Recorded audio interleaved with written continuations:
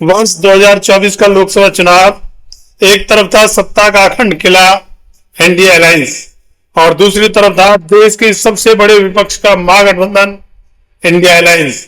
अरबों रुपयों का बजट, राष्ट्रीय मीडिया का सपोर्ट, जमीन पर कैडर की फौज और दिग्गज स्टार प्रचारकों की कतारें। लेकिन उत्तर प्रदेश की नगीना सीट पर एक शख्स अकेला नीले गमछे में खड़ा था। हाथ में कोई बड़ा झंडा नहीं, जेब में अरबों रुपए नहीं और न ही किसी बड़े राष्ट्रीय गठबंधन का सहारा। नतीजा क्या हुआ? अखिलेश यादव की सपा और कांग्रेस दोनों पछाड़ दी, बीजेपी का किला ढा दिया और उस अकेले शख्स ने 1,51,000 से ज्यादा वोटों के अंतर से दोनों चक्रव्यूहों को भेद कर इतिहास रच दिया। उस शख्स का नाम है चंद्रशेखर आजाद रावण। दोस्तों, क्या नगीना की जीत सिर्फ एक इत्तेफाक थी या ये भारतीय राजनीति की उस नई प्रयोगशाला की शुरुआत है जिसे आज एक्सपर्ट्स नगीना मॉडल कह रहे हैं? और सबसे बड़ा सवाल, हाल ही में चंद्रशेखर आजाद ने युवाओं के लिए जो 10 सूत्रीय कार्यक्रम की घोषणा की है, क्या वो उत्तर प्रदेश की 403 विधानसभा सीटों का समीकरण बदलने वाला है? क्या 2027 का यूपी विधानसभा चुनाव एनडीए बनाम इंडिया नहीं बल्कि रावण का बहुजन युवा फ्रंट बनने जा रहा है? इस वीडियो में हम तथ्यों, आंकड़ों, पॉलिटिकल मैपिंग और ग्राउंड रियलिटी के आधार पर इस पूरे फॉर्मूले को डिकोड करेंगे। अगर आप यूपी की राजनीति को समझना चाहते हैं तो यह वीडियो मिस करने की गलती मत करना। नगीना का चक्रव्यूह और रावण की एंट्री। कहानी शुरू होती है मार्च 2024 से, जब नगीना सीट को लेकर इंडिया गठबंधन यानी इंडिया अलायंस की बैठकें हो रही थी। चंद्रशेखर आजाद सपा कांग्रेस गठबंधन से सिर्फ एक सीट नगीना मांग रहे थे, लेकिन सपा प्रमुख अखिलेश यादव ने साफ इंकार कर दिया और अपना प्रत्याशी मैदान में उतार दिया। दूसरी तरफ बीजेपी तो अपने लाभ लश्कर के साथ मैदान में थी ही। राजनीतिक पंडितों ने उसी दिन चंद्रशेखर आजाद का कैरियर खत्म घोषित कर दिया था। टीवी स्टूडियोज में बैठकर विश्लेषक हंस रहे थे कि बिना सिंबल, बिना किसी बड़े गठबंधन के चंद्रशेखर आजाद अपनी जमानत भी नहीं बचा पाएंगे। लेकिन स्टूडियो की वातानुकूलित हवा से दूर जमीन पर एक अलग ही बवंडर उठ रहा था। चंद्रशेखर आजाद ने ट्रेडिशनल रैलियों की जगह कैडर कनेक्ट और यूथ नेटवर्क का इस्तेमाल किया। दलित, मुस्लिम, अति पिछड़ा और कोर वोट बैंक में सैन, मायावती की बीएसपी का बेस वोटर, जाटव समाज जो लंबे समय से विकल्प तलाश रहा था, उसने चंद्रशेखर में नया काशीराम देखा। मुस्लिम वोटों का ध्रुवीकरण। सपा के पारंपरिक मुस्लिम वोटर को लगा कि संकट के समय सड़कों पर उनके हक के लिए लाठियां चंद्रशेखर खाते हैं तो वोट अखिलेश को क्यों? युवाओं का इमोशनल कनेक्ट। बेरोजगार युवाओं ने चंद्रशेखर के जुझारू नेता वाले अवतार को हाथों हाथ लिया।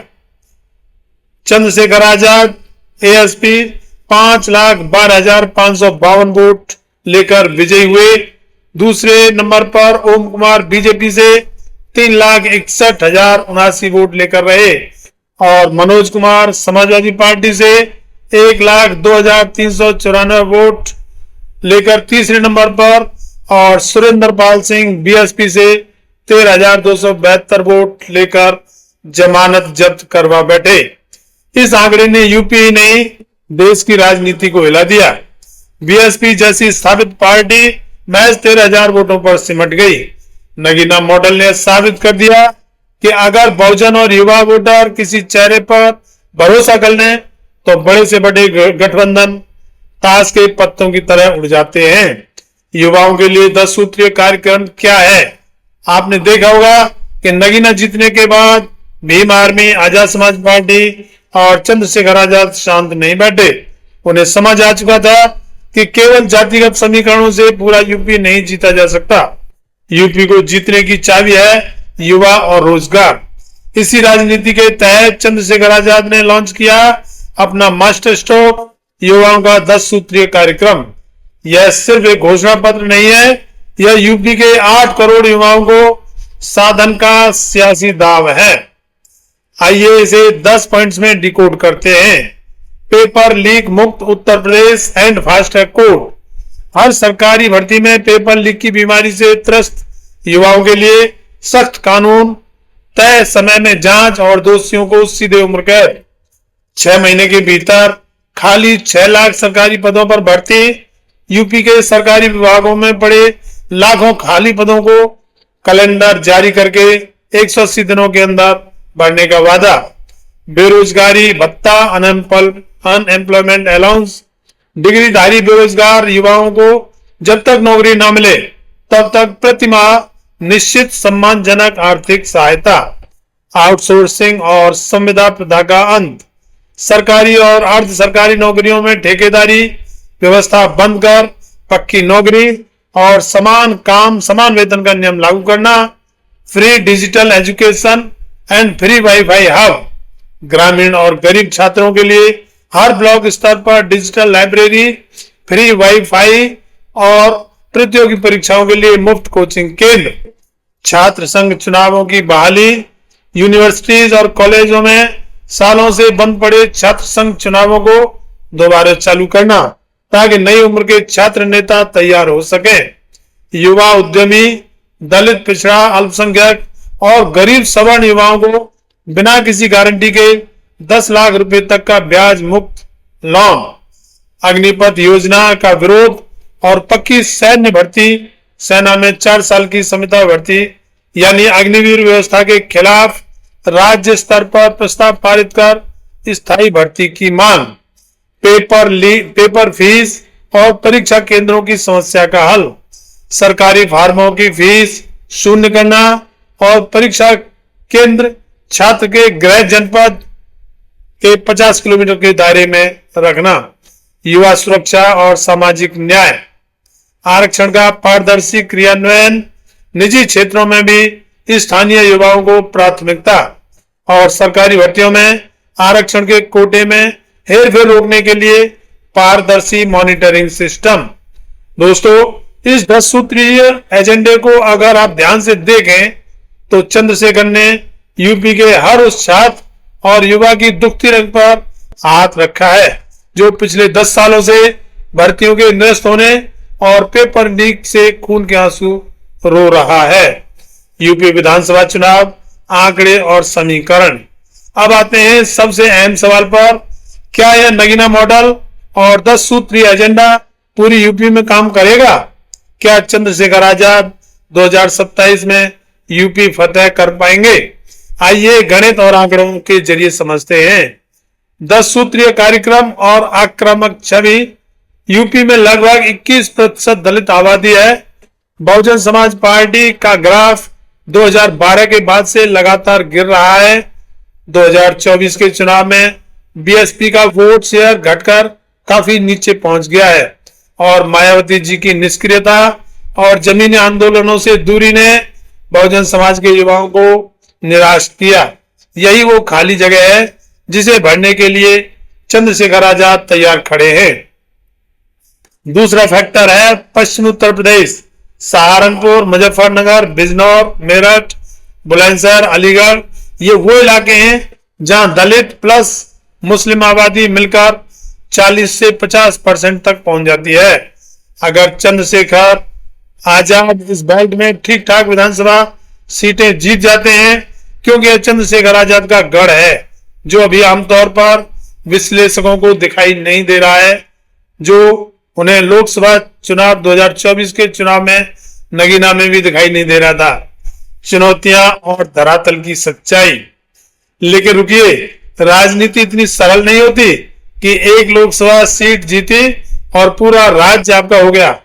चंद्रशेखर आजाद के यूपी फतेह के सामने सपने के आगे 4 बहुत बड़ी चट्टानें खड़ी हैं। संगठन का विस्तार। लोकसभा चुनाव किसी एक चेहरे पर लड़ा जा सकता है, लेकिन विधानसभा चुनाव में 403 सीटों पर मजबूत बूथ स्तर के कार्यकर्ता चाहिए होते हैं। क्या आजाद समाज पार्टी के पास हर गांव और बूथ पर कैडर मौजूद है। अखिलेश यादव का पीडीए कार्ड। सपा प्रमुख अखिलेश यादव ने 2024 में पीडीए का नारा देकर 37 लोकसभा सीटें जीती थी। इसके बारे में लोगों का कहना है कि 2024 के लोकसभा चुनाव में चंद्रशेखर आजाद ने सिर्फ 2 सीटों पर चुनाव लड़ा था।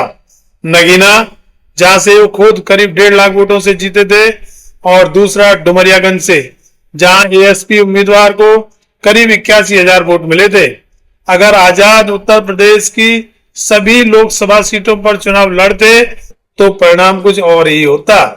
बीजेपी की माइक्रो मैनेजमेंट मशीनरी, बीजेपी का गैर जाटव, दलित, वाल्मीकि, पासी, धोबी, कोरी और अति पिछड़ा वोट बैंक पर कब्जा है।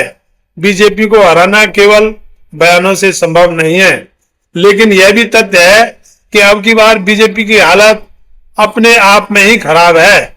चढ़ावा चोरी, पेपर लीक, लगातार नई सड़कों के टूटने से और छात्रों पर लाठीचार्ज और नित्य नए खुलते घोटालों से बीजेपी की साख बहुत गिरी है और उसके खिलाफ 10 साल की एंटी इनकम्बेंसी भी है।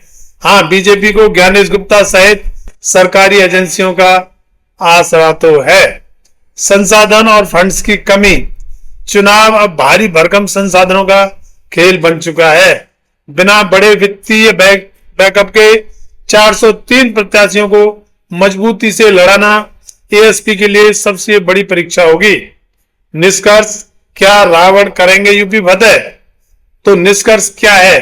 क्या चंद्रशेखर आजाद रावण यूपी के अगले मुख्यमंत्री बन सकते हैं, या विपक्ष का गणित बिगाड़ने वाले तीसरे कौन बनेंगे? सच यह है कि उत्तर प्रदेश की राजनीति अब द्विपक्षीय से निकलकर एक त्रिकोणीय मुकाबले की तरफ बढ़ रही है। यानी कहो कि मुकाबला बीजेपी और समाजवादी पार्टी का ही नहीं, आजाद समाज पार्टी भी तीसरे कोने पर खड़ी है। अगर चंद्रशेखर आजाद का 10 सूत्रीय कार्यक्रम यूपी के सड़कों पर उतर आया, अगर युवा बेरोजगार उनके झंडे तले गोलबंद हो गए, और अगर नगीना मॉडल का सोशल इंजीनियरिंग फॉर्मूला पश्चिमी यूपी से निकलकर पूर्वांचल और अवध तक फैल गया, तो 2027 के यूपी विधानसभा चुनाव में चंद्रशेखर आजाद को नजरअंदाज करना एनडीए और इंडिया दोनों गठबंधनों के लिए सबसे बड़ी ऐतिहासिक भूल साबित होगी। वो चाहे खुद सरकार न बनाए, लेकिन यह तय है कि लखनऊ की गद्दी का रास्ता चंद्रशेखर आजाद के रुख से होकर ही गुजरेगा। दोस्तों, आपकी इस मुद्दे पर क्या राय है? क्या चंद्रशेखर आजाद का 10 सूत्रीय एजेंडा यूपी के युवाओं को जोड़ पाएगा? क्या नगीना का जादू 2027 के विधानसभा चुनाव में दोबारा चलेगा? नीचे कमेंट बॉक्स में अपनी राय जरूर लिखें। अगर आपको यह गहन विश्लेषणात्मक वीडियो पसंद आया हो तो इसे अपने दोस्तों के साथ शेयर करें, वीडियो को लाइक करें और हमारे चैनल को सब्सक्राइब करके बेल आइकन दबाना ना भूलें, ताकि राजनीति की ऐसी ही तथ्यपरक इनसाइड स्टोरीज आप तक सबसे पहले पहुंचती रहे। धन्यवाद।